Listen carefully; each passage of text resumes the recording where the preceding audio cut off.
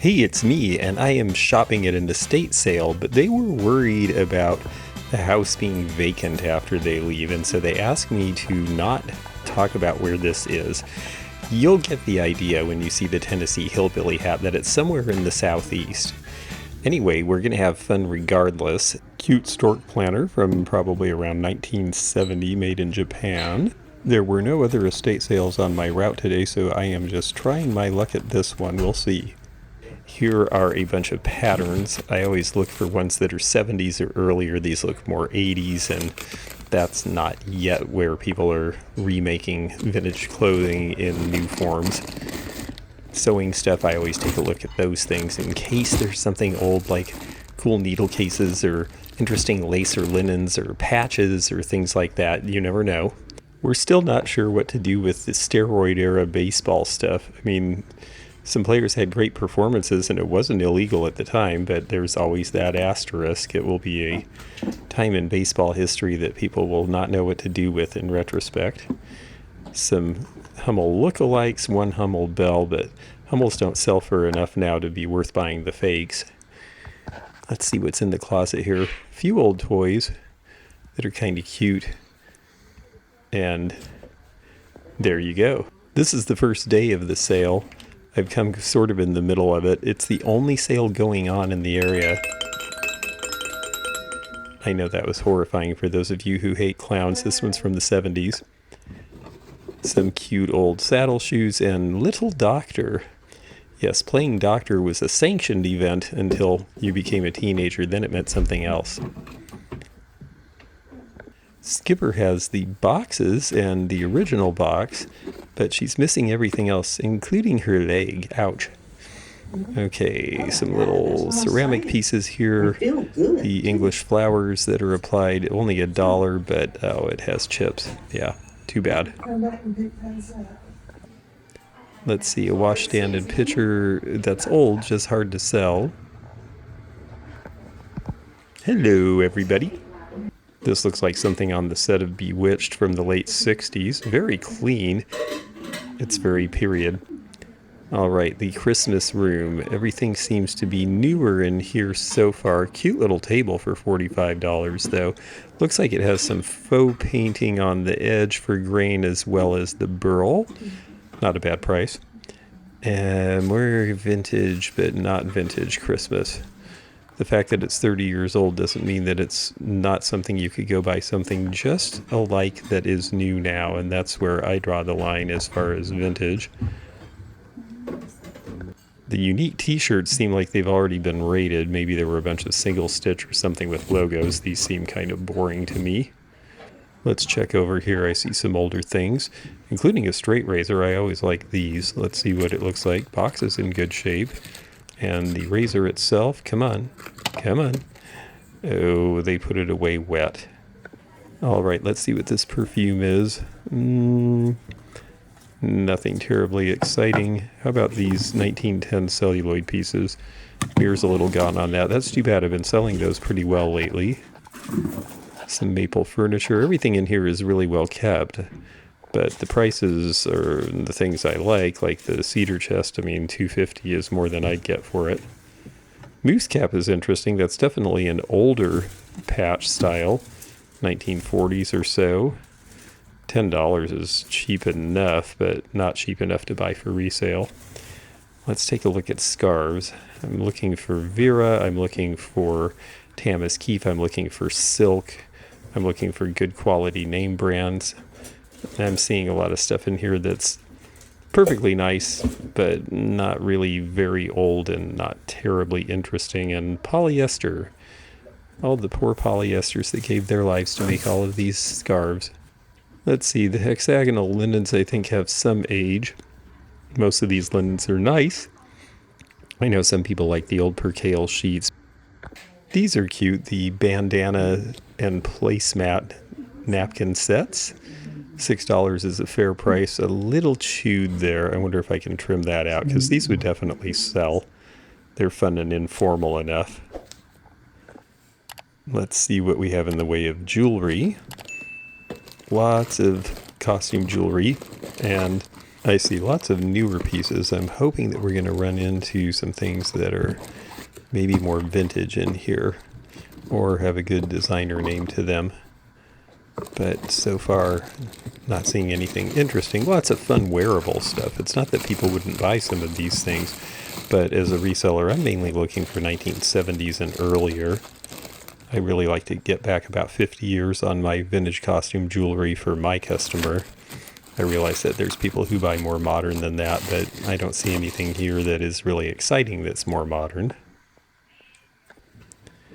Nice piece of furniture. I always like these handles. That was popular around 1980. Sort of looks like ship's hatches.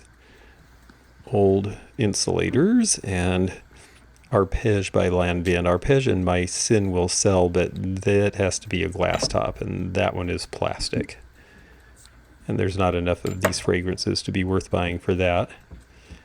The tin is definitely one of those English ones from the early 70s, but $6 isn't really a reseller-friendly price in my estimation. Ah, here we go. This is cute.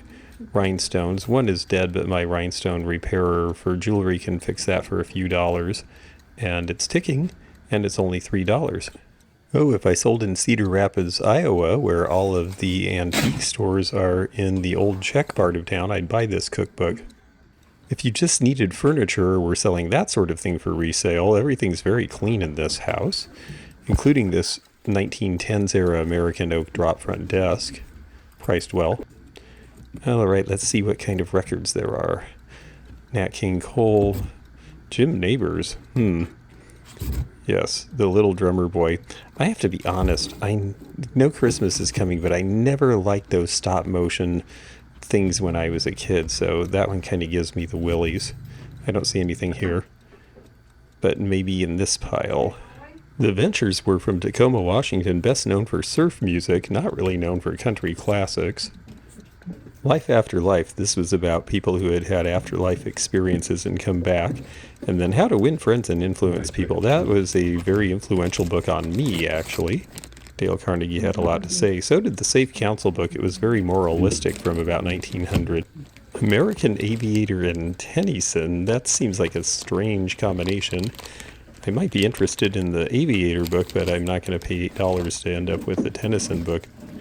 And then Ennius Africanus. This was a book that was written about a slave sent to do his master's bidding, and it was seen as pro-slavery.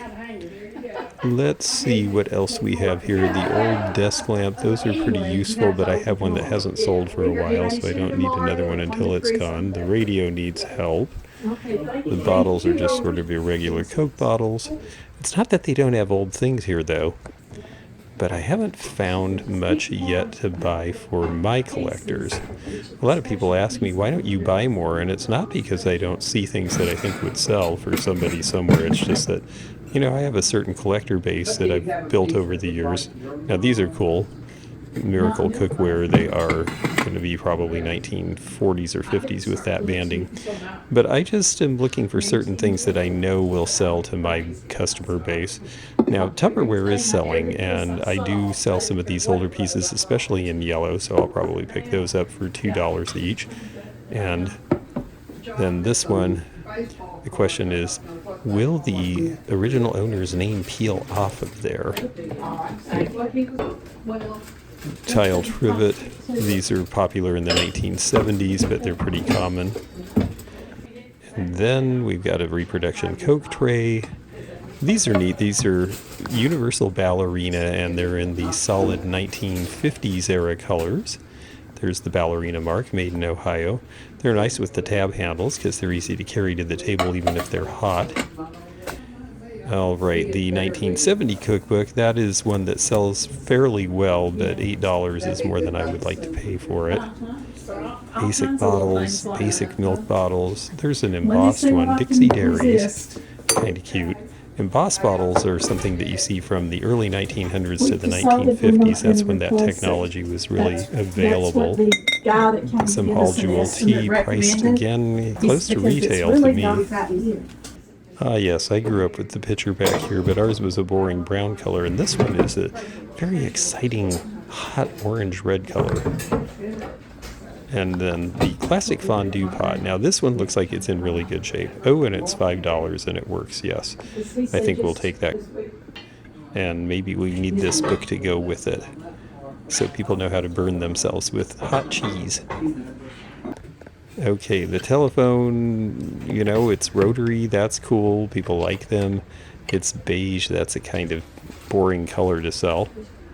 Oh, they do like their dinnerware here. I've always liked Metlux Ivy. It's painted on a flat surface, unlike the Franciscan Ivy, but $150 for a set. The scale is cute. $30 again to me is about retail on that, though. I do like the lamp with the marbles. Now the marbles would sell for more than $25.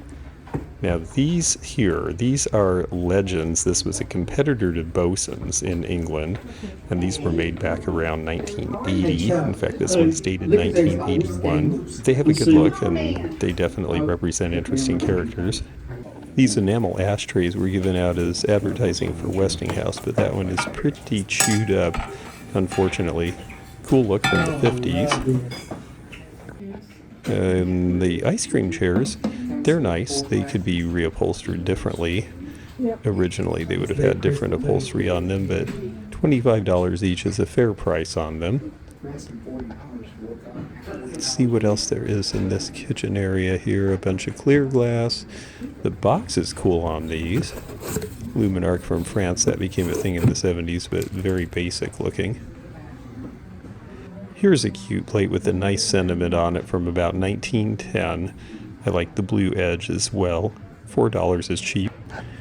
Alright, we've got silver plate and some paint depression glass and some ceramics, but first let me take a look over here on this maple hutch and on Nest cake stand, but nothing really exciting. So here we go. This is a Pilgrim Glass blossom holder, and this one even has the original label, which usually were not even present when we would get them from the factory at the outlet center, and these always sold well. I think I'll take that for $2.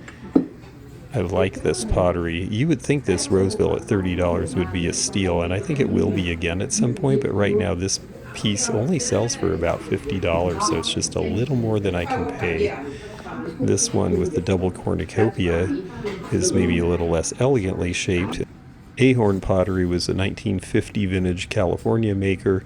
I've honestly never seen much other than the planters by them, though. A little bit of depression glass. These American oak washstands always look awkward if you don't have a towel hanging over the bar because the mirror set's so high. Well, I found a few things at this sale. They certainly have plenty of stuff. It's all in great shape. You know, this is maybe more of a general reseller sale, though, because a lot of it, even the silver plate, is just not really exciting, more practical than design focused. Now, if any of these are Griswold or Wagner, we're in business. This is Lodge. Lodge makes great stuff, but they're still making it. So it will stay here, but I will not. I'm going to pay and go, but this was fun.